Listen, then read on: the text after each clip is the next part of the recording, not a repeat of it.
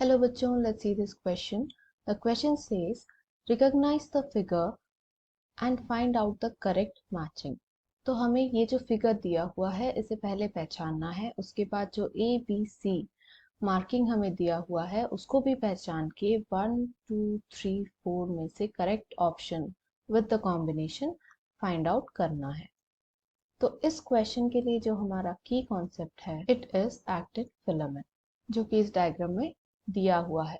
सो actin filament को thin filament भी कहा जाता है। Why? Because of its size, जो कि 7 नैनोमीटर होता है।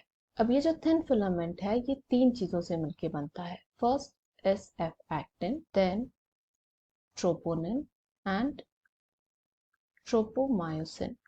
अब जो एफ एक्टिन है ये बेसिकली जी एक्टिन से मिलकर बनता है। जी एक्टिन माने जो ग्लोब्यूलर होता है एक्टिन, वो जब पॉलीमराइज होता है तब एफ एक्टिन या फिर फिलामेंटस एक्टिन का फॉर्मेशन होता है, और ये कुछ ऐसे देखने को मिलता है जहाँ पे हर एक सिंगल सर्कल जो है एक जी एक्टिन है। फिर आते हैं ट्रोपोनिन पे। ट्रोपोनिन जो है ये तीन प्रोटीन से मिलकर बनता है। It looks like a triangle and इसमें एक बहुत इंपॉर्टेंट कैल्शियम बाइंडिंग साइट पाई जाती है। फिर आता है ट्रोपोमायसिन। ये जो है ये एक लॉन्ग स्ट्रैंड की तरह होता है और ये दो अल्फा हेलिक्स स्ट्रैंड से मिलकर बनता है जो कि एक दूसरे पे सुपर कॉइल्ड होती हैं, एंड ये इन टर्न जो है एक्टिन के ऊपर भी सराउंडेड होती है।